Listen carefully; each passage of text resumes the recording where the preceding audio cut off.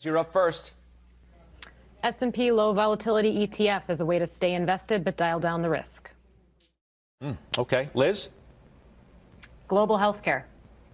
All right. Joey? CrowdStrike, I'm going to buy it, as well as Adobe and QQQ. All right. Good stuff. Thank you for that. And Dr. J.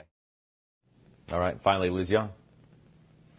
I would buy biotech here. If you want innovation and you want growth potential, but you're scared off by this tech volatility, biotech. Rates on the halftime report. Liz Young, what do you say? I say buy the UK. And you think about the opportunities in Europe, it's insulated from Fed rate hikes, and you get a nice dividend yield while you're in. Charge point, looking sexy. All right. Liz Young. Short-term treasuries. All right. Joe T. CVS. Cloud computing. It was pretty expensive for most of last year. This is a good entry point and a long-term theme. Okay. Thank you for that. Pete Najarian. Love Apple. Okay. Liz Young. Actually, it is a minimum volatility ETF. I think we're showing the wrong ticker there. But when we talked about putting defensive in the portfolio, It's a good way to do it. Okay. Quickly, Weiss. Liz Young. That's me. Electric vehicles. I think this is a good entry point. They've been beaten up this year. High gas prices only intensify this theme. I think that this is something that has a lot of growth potential for the next 2 to 5 years. Okay. Super short term. Thank you. Carry on. Liz Young, final trade. Short-term treasuries. I think that we're ahead of ourselves at the 2-year portion of the curve here, and the Fed will relax and they'll come down. Okay. Jason Snipe. Low volatility ETF. I think we have to fight through some more bumps for the next couple months. Okay. Farmer J. Today. Liz Young, why don't you go first? This is about as short-term as I'll ever get. Final trade today is cash. I would sit on the sidelines, wait this out, especially past the Fed meeting. This is not a time to chase it around. And you still think, do you still think that we can have a good second half of the year? Or have you tempered that and pulled it way back? Relative to the first half, now remember, we're still in the first half, right?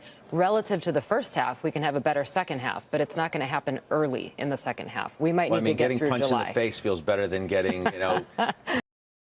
Time report. Liz Young. Healthcare, you can still benefit from that defensive trade, but not nearly as overbought as the classic utilities and staples defensive sectors. Joe Terranova. Liz Young, why don't you start us off? Small caps, and a shock to absolutely no one, but specifically the S&P 600 small cap index, which is the more profitable portion of the universe. These stocks are trading at levels that have been since the 2008-2009 crisis, so attractive on valuations.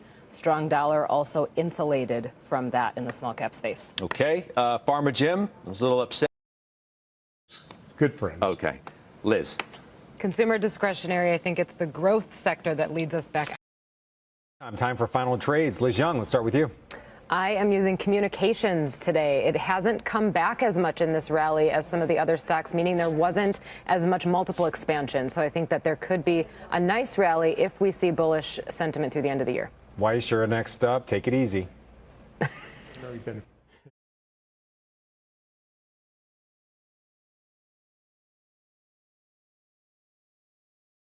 What would you like to do today as your final? Something I've never done before, sell consumer discretionary. I think that the consumer is set to crack. Retail also makes up more than 50% of this sector, and it's still overpriced, second most expensive in the index. Wow. Okay. Selling consumer discretionary.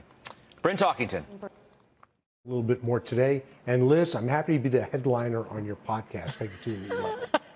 I don't know. That phone call may never come, Weiss. You keep waiting by that phone, though, pal. Liz, final trade. Short-term treasuries, particularly the 2-year. I think you might see a little spike up on CPI and Fed comments, but then it starts to make its way down in yield into next year. All right, Joe.